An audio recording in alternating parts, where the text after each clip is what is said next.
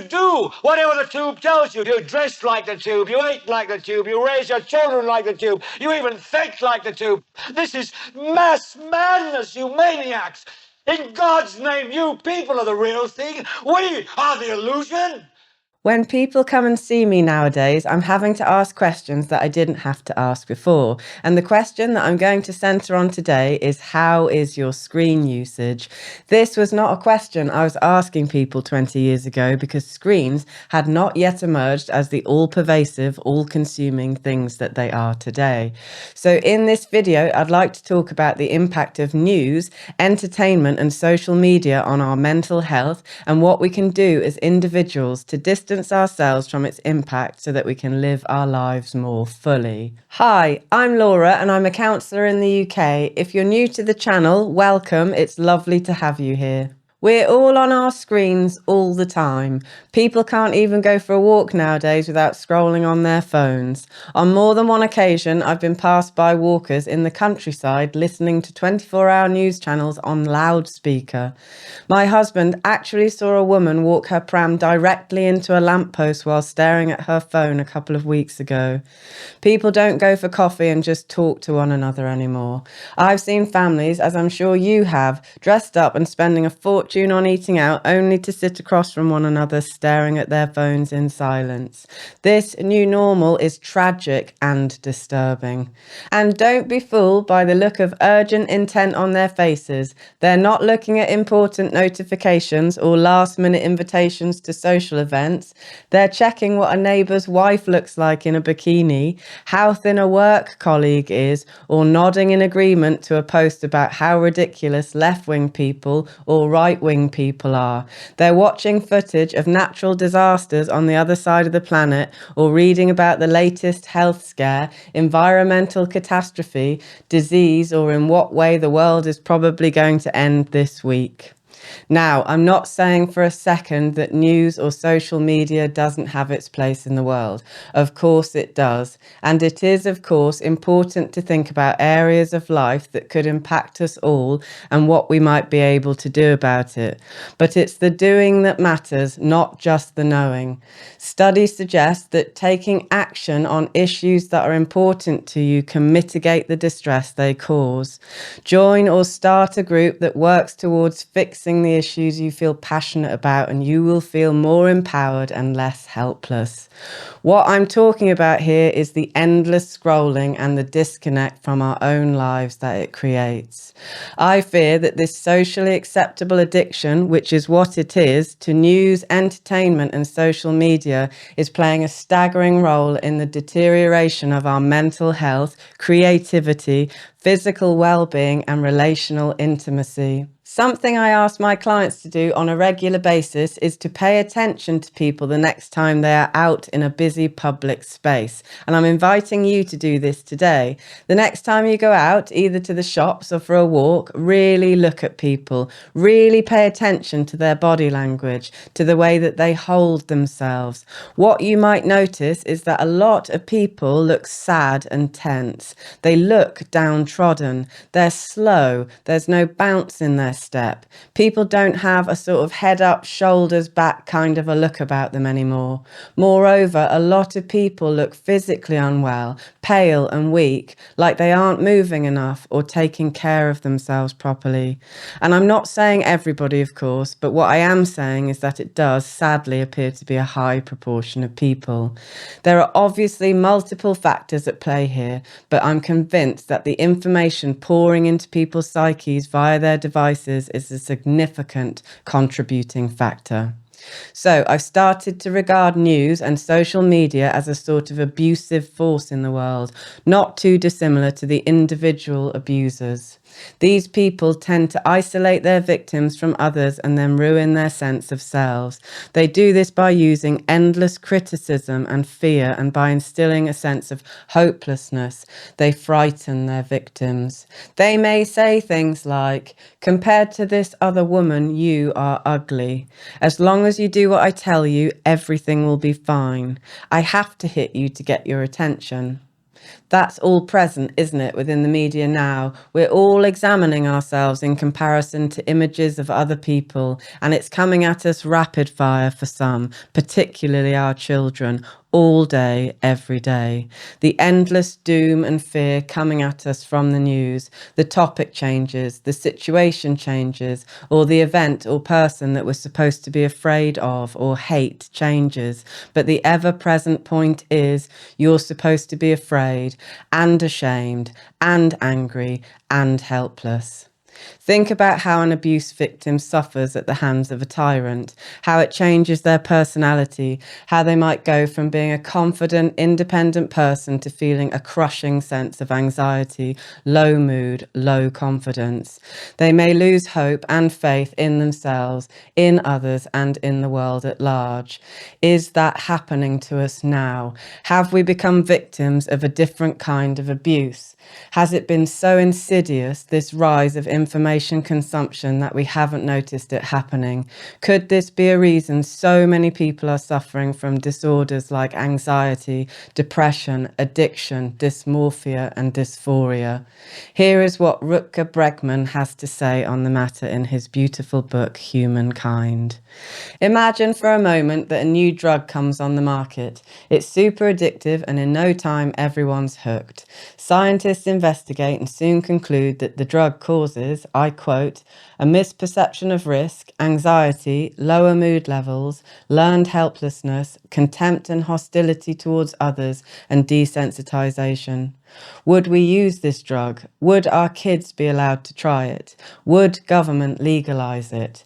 To all the above, yes, because what I'm talking about is already one of the biggest addictions of our times. A drug we use daily that's heavily subsidized and is distributed to our children on a massive scale. That drug is the news. I was raised to believe that the news is good for your development, that as an engaged citizen, it's your duty to read the paper and watch the evening news, that the more we follow the news, the better informed we are and the healthier our democracy. This is still the story many parents tell their kids, but scientists are reaching very different conclusions. The news, according to dozens of studies, is a mental health hazard. Is the news and social media contributing to the dependence we're seeing on prescription medication for mood disorders? Could this be a factor that plays a part in the fact that we're drinking way too much? Are these attempts to deal with the pain that's being caused, the fear and hopelessness that's being instilled? Are we all deeply and fundamentally disturbed by the relentless onslaught of stories and images that are overwhelmingly negative? Are we less interested in truly connecting with one another and looking after each other because we have come to fear, dislike, and mistrust one another? According to multiple studies, which I link in the description, yes. Excessive news and social media consumption increases anxiety, depression, anger, feelings of helplessness, and can even cause PTSD. It triggers the limbic system, flooding the body with cortisol and adrenaline, which dysregulates your immune system, leaving you more susceptible to fatigue, illness, and infections. It increases feelings of worry and distress and can cause us to believe that the world and our fellow human beings are more hostile than they actually are. Overconsumption of media, rather than empowering us to make positive changes, actually lowers our ability to cope with real world problems. So this is serious, folks. We need to turn off the news, the endless forms of entertainment, and log off social media as much as we possibly can. I'm not suggesting you need to quit entirely, but you do really need to consider how much news, entertainment, and media you're consuming. Consider what the intention of the media you are consuming is and whether it might be impacting your health and the quality of your relationships. I think my clients would tell you that one of the things they love about seeing me the most is that I'm really with them. I'm acutely conscious that they're paying me for my quality attention, for me to really be with them. And I can't do that if I'm overwhelmed by meaningless information or if my head is lost to endless, frightening stories and images over which I have very little, if any, control. You know, with alcoholism, that you can't drink your way through a day and be available and present for your children? Well, I'd argue that the same is true if your addiction is the news, mindless entertainment, or social media. If your attention is taken away most of the time, obsessing about every global event, or lost to hours of pointless Netflix shows, you might well end up disconnected and unavailable to your children, to your partner, and to yourself. How nourishing do you think watching celebrities dancing or baking cupcakes day after day really is? Do you think you'll look back and think, if only I'd watched just a little bit more of that stuff? Or do you think, in all seriousness, that you might regret it? That you might think, in the final analysis, that you missed vast proportions of your quite frankly astonishing existence, hooked on things that had very little to do with your life at all? That you perhaps might worry that you'd failed to properly connect to your children, to your partner, or to your own life? This is particularly troubling where children are concerned. We know that insecure personality types are created by unavailable or inconsistent parenting. So there's a very real possibility that we're creating a generation of emotionally neglected and insecurely attached children. So it really isn't just our children's screen use that we as parents should be monitoring and restricting, but also very much our own. As the American psychologist Marshall B. Rosenberg wisely observed, your presence is the most precious gift you can give to another human being. We don't know how long we're here for, and we don't know if we ever come back. So it's probably a good idea, don't you think, that we all make the most of the time we have whilst we're here.